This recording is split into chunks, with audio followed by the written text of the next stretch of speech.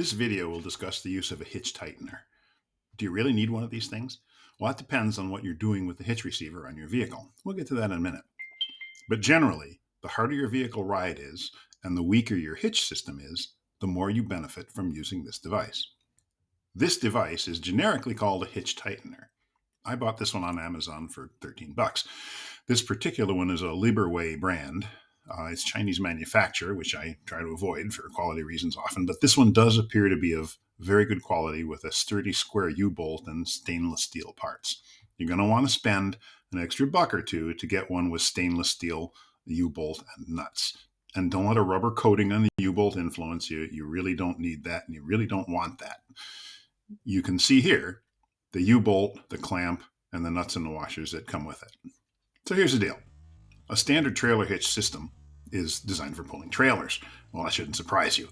So the sizes, fits, tolerance of hitch receivers and drawbars have evolved as an industry standard for that purpose. The clearances in the system allow it to assemble quickly and easily, even after the individual parts have become dirty or rusty, without allowing enough movement to carry the risk of hitch failure. But one man's clearance is another man's slop, and this slop allows for excessive and potentially damaging movement. In the case of this bicycle carrier, the slop in the receiver allows enough movement to be problematic. Carriers of this sort typically have a screw pin to take out some of the slop, but honestly, it's not enough. The torque moments against the pin are just too large. Snugging down the screw is an improvement, but honestly, it's not good enough. This is really your best reason for installing a hitch tightener. Okay, so let's install this thing. You can drop the U-bolt over the drawbar, slip on the clamp plate, then reach down under there and fiddle with your nuts. Okay, this is too much like work. Just assemble the hitch tightener, like so. Put the plate on it. Leave it loose enough that it'll slip over the drawbar. Now just pull out the drawbar, slip it all together like this. The plate needs to be, as much as possible, parallel to the axis of the hitch. Snug down the nuts, wiggly assembly as you're tightening to make sure it's settling down in a solid place where it can't move. Grab your trusty ratchet or box wrench. In this case, it's a 3/4 inch hex nut, and cinch it down. In this installation, the bent iron part, which would be called a toe clamp by some people, and the U-bolt are conspiring to pull the drawbar to the bottom of the receiver. I'm not using the lock washers here. This is because I change drawbars often and the lock washers tend to get in the way.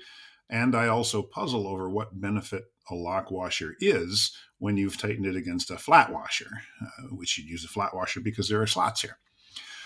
But if you don't use the lock washers, keep an eye on the hitch and don't let this decision cause you any problems. Cinch the nuts down, working side to side to pull them down evenly.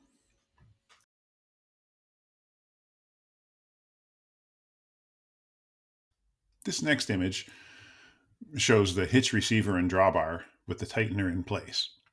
Notice that there are 2 contact points in the installation and that nothing is exactly square or straight or parallel. The natural flexibility in the U-bolt and the toe clamp will pretty much deal with this problem. Now let's look at this troublesome bike carrier. Most of these will have an adapter from a 1 1/4 to a 2-inch or larger receiver. This is because not everyone with a bicycle drives an F350. But it does cause a little bit of a problem with the way the hitch tightener fits. Will it work? Yes. But as you're cinching it down, be sure to wiggle it and make sure it's settling into a stable place before you fully tighten the nuts.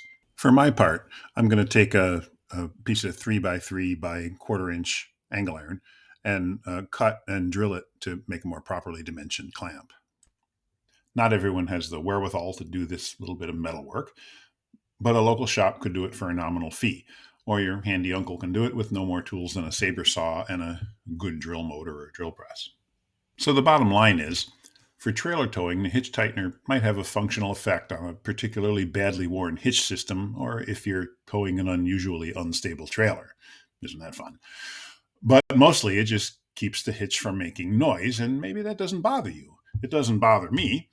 Also, if you need to change the drawbar often, keep in mind that with the hitch tightener in place, you'll need tools to change out the drawbar.